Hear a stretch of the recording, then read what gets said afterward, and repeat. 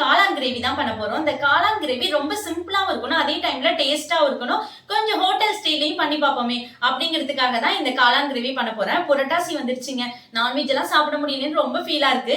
இருந்தாலும் வந்து இந்த மாதிரி பன்னீர் காளான் இந்த மாதிரி ரெசிபி எல்லாம் சாப்பிடும்போது கொஞ்சம் மனசு திருப்தியா இருக்கு. வாங்க இந்த காளான் கிரேவி ரொம்ப சிம்பிளாவும் டேஸ்டாவும் எப்படி பண்றதுங்கிறத பார்க்கலாம். காளான் கிரேவி பண்றதுக்கு கொஞ்சமா ஆயில் சேர்த்துக்கலாம், 1/2 டீஸ்பூன் சோம்பு சேர்த்துக்கலாம், ஒரு பட்டை, 2 ஏலக்காய், 2 கிராம்பு, ஒரு பிரியாணி இலை. ரொம்ப கம்மியான குவாண்டிட்டி இந்த பட்டை கிராம்பு ஏலக்காய் எல்லாமே சேர்த்துக்கோங்க.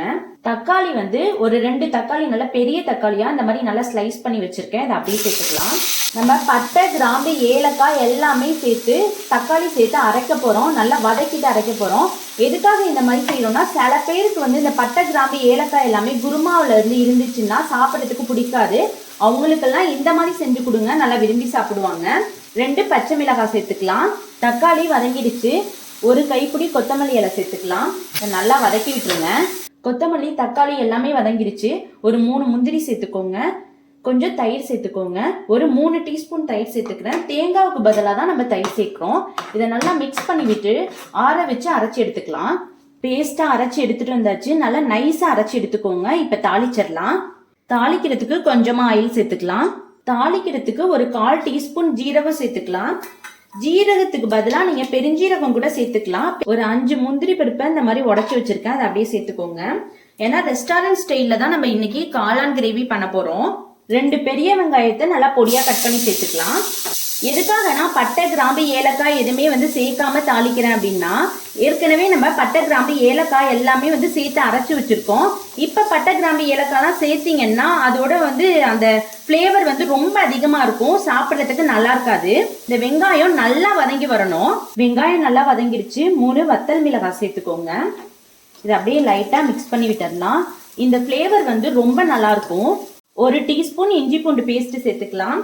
இந்த இஞ்சி பூண்டு பேஸ்ட் நல்லா வதங்கி வரணும், அதோட ராஸ்மல் எல்லாமே நல்லா போகணும், அந்த அளவுக்கு வதக்கி விட்டுக்கோங்க. இஞ்சி பூண்டு பேஸ்ட் நல்லா வதங்கிருச்சு. ஒரு 1/4 டீஸ்பூன் மஞ்சள் பொடி சேர்த்துக்கலாம், 1 டீஸ்பூன் மல்லிப்பொடி சேர்த்துக்கலாம், 1 டீஸ்பூன் காஷ்மீர் சில்லி பவுடர் சேர்த்துக்கலாம். நீங்க சாதாரண தனி மிளகாத்தூள் கூட சேர்த்துக்கலாம். கொஞ்சம் கரம் மசாலா, 1/2 டீஸ்பூன் மட்டன் மசாலா. இது எல்லாமே சேர்த்து நல்லா ஸ்லோ ஃப்ளேம்ல வச்சு வதக்கி விட்டுக்கோங்க.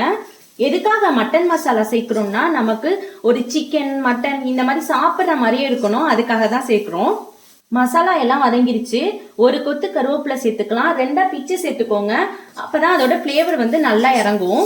புரட்டாசி மாசத்துல இந்த மாதிரி காளான் பன்னீர் இது மாதிரி செஞ்சுதாங்க நம்ம பொழப்ப ஓட்டணும், வேற வழியே இல்லை. நான்லாம் வந்து பியூர் நான்வெஜ், எனக்கு வந்து ஜஸ்ட் இந்த பன்னீர் காளான்லாம் சாப்பிட்டாதான் நமக்கு நிம்மதியா இருக்கும். ஒரு பாக்கெட் காளான் வாங்கி அதை கிளீன் பண்ணி வச்சிருக்கேன், இதை அப்படியே சேர்த்துக்கலாம். உங்களுக்கு காளான் கிளீன் பண்ற வீடியோ கூட தனியா போடுறேன். காளான் நல்லா வதங்கி வந்துருச்சு. இந்த ஸ்டேஜில் அரைச்சி வச்ச இந்த மசாலாவை சேர்த்துக்கலாம். இதை சேர்த்து நல்லா மிக்ஸ் பண்ணி விட்டுருங்க. இந்த மசாலா போட்டு நல்லா வதக்கி விட்டாச்சு. மிச்சம் கொஞ்சம் தண்ணி இருந்துச்சு, அதை அப்படியே சேர்த்துக்கோங்க. எப்பொழுதுமே இந்த தண்ணியை வேஸ்ட் பண்ணாம சேருங்க, அப்பதான் டேஸ்ட் நல்லா இருக்கும். காளான் வந்து நல்லா குக் ஆகி வந்துருச்சு, எண்ணெயெல்லாம் பிரிஞ்சு வந்திருக்கு. இந்த ஸ்டேஜ்ல கடைசியா ஒரு 1/2 லெமன் எடுத்து வச்சிருக்கேன். உங்களுக்கு புளிப்புக்கு தகுந்த மாதிரி சேர்த்துக்கோங்க. புளிப்பு அதிகமா உள்ள லெமனா இருந்தா இன்னும் கொஞ்சம் கம்மி பண்ணிக்கோங்க. சும்மா ஒரு ஜஸ்ட் 1/2 டீஸ்பூன் வந்து லெமன் ஜூஸ் சேர்த்துக்கோங்க. இப்ப கடைசியா கொத்தமல்லி இலையை தூவி இறக்கிடலாம். உங்களுக்கு கஸ்தூரி மேத்தி இருந்துச்சுன்னா அதை கூட கிரஷ் பண்ணி போட்டீங்கன்னா இன்னும் சூப்பரா இருக்கும். அவ்வளவுதான், காளான் கிரேவி ரெடி ஆயிடுச்சு. ரொம்ப சூப்பரா ரெடி ஆயிருக்கு. இந்த கிரேவி உங்களுக்கு பிடிச்சிருந்துச்சுன்னா நம்ம சேனலை சப்ஸ்கிரைப் பண்ணுங்க, உங்க ஃப்ரெண்ட்ஸ் அண்ட் ஃபேமிலிக்கு ஷேர் பண்ணுங்க. நிறைய டிஃப்ரெண்ட் வீடியோட உங்களை வந்து மீட் பண்றேன். தேங்க்யூ.